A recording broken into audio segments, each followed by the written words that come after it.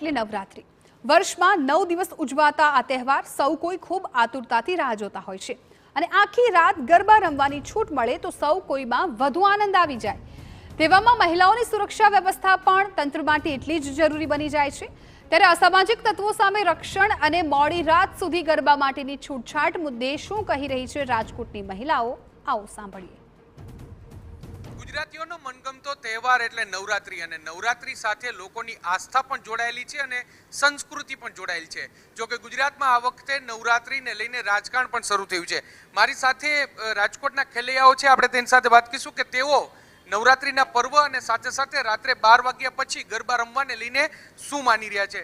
શું કહેશો આપ, જે રીતે આ વખતે ગુજરાતમાં 12 વાગ્યા પછી પણ તમે ગરબા રમી શકો તે પ્રકારની જાહેરાત સરકાર દ્વારા કરી છે, આ મુદ્દે રાજકારણ શરૂ થયું છે, એક ખેલૈયા તરીકે તમે શું માની રહ્યા છો?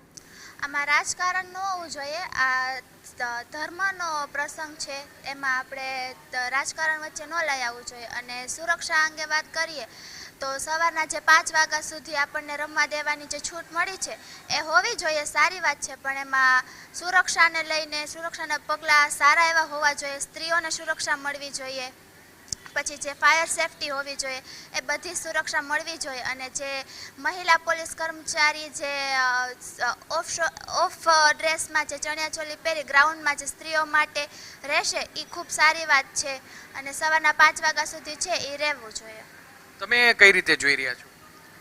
સારી બાબત છે કે સુરક્ષા મળી રહી છે લેડીઝ જેન્ટ્સ બંનેને, અને 5 વાગ્યા સુધી રમવાની છૂટ આપી છે એ બાબત પણ સારી છે કે અમે લોકોનો આટલા 1 વર્ષ થયા અમે લોકો નવરાત્રિની રાહ જોતા હોઈએ છીએ અને એ 9 દિવસ આવે ત્યારે અમારી સુરક્ષા અને અમારી સેફટી માટે એ લોકો અમારું કાર્ય કરે છે, એ સારી બાબત છે।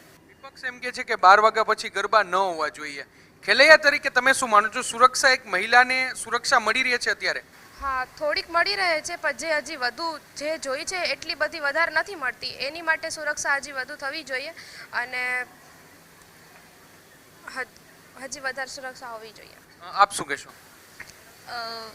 આમ તો બે વિપક્ષ સાચું જ કે છે, હોવું જોઈએ પણ ન હોવું જોઈએ, પણ સેફટી વધુ હોવી જોઈએ, કેમ કે સ્ત્રીઓને સેફટીની હમણાં બહુ જ અછત હોય છે, આપણે એમાં વધુ ખૂબ ધ્યાન દેવું જોઈએ। આપ કઈ રીતે જોઈ રહ્યા છો સી ટીમની કામગીરી છે ગુજરાતમાં કે જે ગરબાના જે ચણિયાચોરી પહેરી અને મહિલાઓની સુરક્ષા કરતી હોય છે, એટલે ઇન્ટરનલ પણ કોઈ મુશ્કેલી ન થાય, આઉટસાઇડ પણ મુશ્કેલી ન થાય? બરાબર છે, આ બાબત સારી છે કે આવી રીતે ઓફ ડ્રેસમાં આવી રીતે સુરક્ષા કરવામાં આવે છે અને બહુ સારું કહેવાય।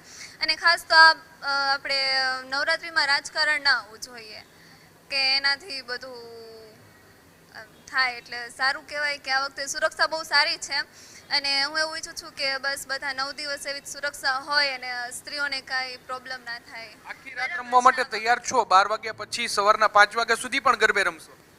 હા, તૈયાર છીએ, કેમ કે નવરાત્રી તો બધાનો ફેવરિટ ફેસ્ટિવલ છે એટલે રમવું તો બધાને બહુ જ ગમે।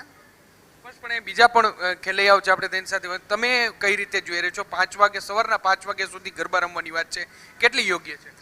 આ વાત ઘણી યોગ્ય છે, પણ સુરક્ષા હોવી જરૂરી છે। સુરક્ષા એટલી જ હોવી જરૂરી છે જેટલી સ્ત્રીઓની ખાસિયત છે, રમવાની ઈચ્છા હોય છે, દરેક સ્ત્રીને રમવાની ઈચ્છા હોય છે, દરેક બાળાઓ પણ રમવા ઈચ્છુક હોય છે, આખું વર્ષ તેને એવું રાહ જોયેલી હોય છે, છતાં અમુક કારણોસર એ 12 વાગ્યા પછી તે નથી રમી શકતી, પેરેન્ટ્સના ઇસ્યુ હોય છે, અમુક તત્વો એવા હોય છે સમાજમાં જેના કારણે સુરક્ષા હોવી જરૂરી છે। તમે કઈ રીતે જોઈ રહ્યા?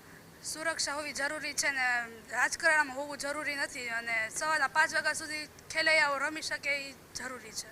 પણ એટલે તમામ જે ખેલૈયાઓ છે તે માની રહ્યા છે કે નવરાત્રીનો પર્વ એ ગુજરાતીઓની આસ્થા સાથે પણ જોડાયેલો છે અને સંસ્કૃતિ સાથે પણ જોડાયેલો છે, તેની વચ્ચે આ મુદ્દાને લઈને રાજકારણ છે તે ન હોવું જોઈએ।